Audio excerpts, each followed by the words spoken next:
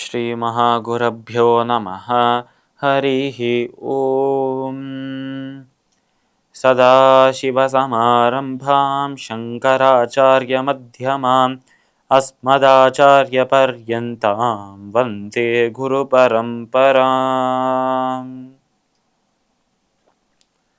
GeM டிவியின் நண்பர்களுக்கு எனது வணக்கங்கள். இன்றைய நாள் அனைவருக்கும் இனிய நாளாக அமைய எல்லாம் வல்ல இறைவனை வேண்டி இன்றைய எம்மதமும் நம்மதமே நிகழ்ச்சிக்கு செல்வோம். இன்னைக்கு நம்ம ஸ்ரீமத் பகவத்கீதையிலேருந்து ஒரு ஸ்லோகத்தை விரிவான விளக்கத்துடன் பார்ப்போம். கவிம் புராணமனுஷாசிதாரம் மனோரணீயாம் சமனுஸ்மரேத்யஹ சர்வஸ்ய தாதாரமசிந்த்ய ரூபமாதித்யவர்ணம் தமசத் பரஸ்தாத். இந்த ஸ்லோகம் ஸ்ரீமத் பகவத்கீதையின் 8வது அத்தியாயமான அக்ஷர பிரம்ம யோகத்தில் 9வது ஸ்லோகம். இந்த ஸ்லோகத்தில் நம்ம கிருஷ்ணர் அர்ஜுனையை பார்த்து, அர்ஜுனா, பிரம்மத்தை பற்றி அறியணும், அந்த ஒரு பரம்பிரம்மத்தை பற்றி அறிந்து கொள்ளணும் என்று ஆசைப்பட்டாயே, அந்த ஒரு இயக்க மனதுக்குள்ள இருக்கே உனக்கு, அந்த பிரம்மம் யார் என்று தெரியுமா? அந்த விஷயத்தை கூறப்போகிறேன், கவனத்துடன் கேட்பாயாக என்று சொல்றார் நம்மளோட கிருஷ்ணர். ஆனால் நம்ம அர்ஜுனர் கேட்ட அந்த கேள்விகளுக்கான பதிலை சுருக்கமாக சொல்லிட்டு, இந்த அனைத்து பதில்களும் சம்பந்தப்பட்டிருக்கிறது அந்த இறைவனோடு தான். பிரம்மம் யார் என்று அர்ஜுனர் கேட்டார். அந்த பிரம்மத்தை பற்றிய ஒரு நேரடியான கேள்விதான் அது.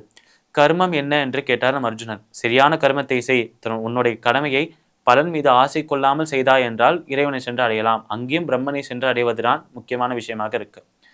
அப்புறம் அதிபூதம், அதிதெய்வம், அதியக்ஞம். அதிபூதம் படைக்கப்பட்ட பிரபஞ்சம், படைப்பவர் யார்? அந்த இறைவன். அதனால் இறைவனுக்கும் அதிபூதத்துக்கும் ஒரு கனெக்ஷன் இருக்கு, தொடர்பு இருக்கு. அதிதெய்வம் அதே இறைவனின் சொரூபத்துக்கு தான் அதிதெய்வம் என்ற இன்னொரு பெயர். அதி யக்ஞம் அனைத்து யக்ஞங்கள் அனைத்து ஹோமங்களுக்கும் அதிபதியாக தலைவனாக இறைவனாக இருப்பவர் அந்த இறைவன் பிரம்மம். அப்பேற்பட்ட பிரம்மத்திற்கும் யக்ஞங்களுக்கும் சம்பந்தம் இருக்கு. ஆனால் எந்த கேள்வியை நம்ம அர்ஜுனர் கேட்கிற அனைத்து கேள்விகளுமே அனைத்துமே ஒரு விஷயத்தை சுற்றி தான் இருக்கும். அது அந்த பிரம்மமாக அந்த இறைவனை சென்று அடைவது எப்படி, அந்த இறைவனின் குணாதிசயங்கள் எப்படி இருக்கு, அந்த இறைவனை சென்ற பிறகு என்ன நடக்கும், அந்த இறைவனை காட்டும் அந்த வழியாக எது இருக்கு, இந்த பிறப்பின் நோக்கம் என்ன, இந்த அனைத்து விஷயங்களையும் தான் நம்ம அர்ஜுனர் கேள்விகளாக கேட்கிறார். அப்படி கேட்கும்போது நம்ம கிருஷ்ணர் இப்போ அர்ஜுனனை பார்த்து சொல்வது, அர்ஜுனா, பிரம்மம் என்றால் யார் என்று கேட்டாயே, இறைவனின் உண்மையான சொரூபம் என்று என்ன கேட்டாயே, அந்த இறைவனின் உண்மை தன்மையை இந்த இடத்தில் கூறுகிறேன் என்று சொல்றார் நம்ம கிருஷ்ணர். அதாவது பல முன்னோர்கள், நம்மளோட தாத்தா பாட்டி, அவளுக்கு முன்பு இருந்தவா, நம்மளோட முன்னோர்கள் அனைவருமே அந்த இறைவனை வழிபட்டார்கள். அப்பேற்பட்ட இறைவனை வழிபட்ட முன்னோர்கள், வேதம் கற்றவர்கள், அதாவது அந்த நேரத்தில் பண்டிதர்களாக இருந்தவர்கள், அவ அனைவருமே இறைவனை நேரடியாக அனுபவித்து நமக்கு வர்ணித்து சொல்வதை கிருஷ்ணர் இந்த இடத்தில் நம்மளுக்கு சொல்றார்.